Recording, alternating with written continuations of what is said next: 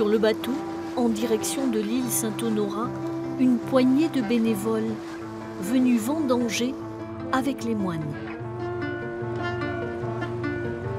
Bienvenue sur l'île Saint-Honorat pour cette nouvelle journée de vendange. Je vous laisse me suivre jusqu'au vignoble. Juste quelques pas le long de la mer avant d'arriver au vignoble. C'est Frère Marie qui les accueille et distille ses conseils. C'est une bébête qui mange la sève et qui fait une cicadelle et qui fait cette espèce de coton là, blanc. Et ça n'a pas d'incidence. C'est écrit dans la règle de Saint-Benoît, les moines doivent travailler, mais seuls les plus valides participent aux vendanges, la plupart à entre 70 et 80 ans. On était peut-être un peu plus nombreux il y a 30 ans, mais finalement, d'intégrer des personnes étrangères au monastère ou à la communauté monastique, ça ne s'est fait que progressivement. Et on s'est rendu compte, soit parce que de fait nous n'y arriverions pas tout seuls maintenant, mais aussi parce qu'il y avait une forte demande de venir nous aider.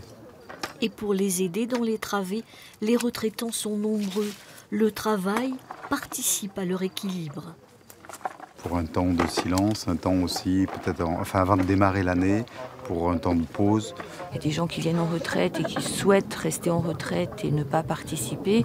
Il y a des gens qui viennent et qui ont vraiment envie de participer à la vie de la communauté, aux travaux. Donc chacun fait un petit peu en fonction de ce qu'il veut. 11 heures, le temps s'arrête, c'est l'heure de la prière. Au matin, tu écoutes ma voix. Elle a lieu en extérieur, en période de vendange. Je ne cacherai pas que je suis absolument athée, profondément athée, et ça ne m'empêche pas de me sentir à l'aise dans ce cadre.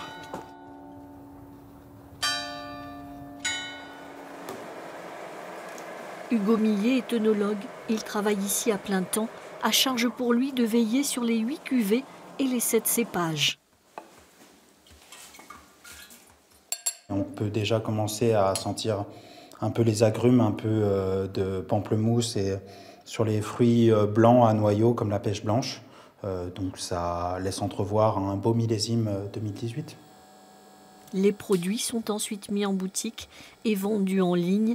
La communauté vit retirée du monde, mais elle veille scrupuleusement à garder intactes ses valeurs. L'image du vin de l'abbaye de Saint-Honorat devient très liée au patrimoine.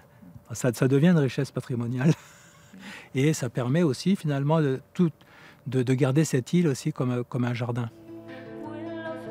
Un équilibre que la plus petite des îles de l'Érins et les 20 moines qui l'habitent entendent bien conserver encore longtemps.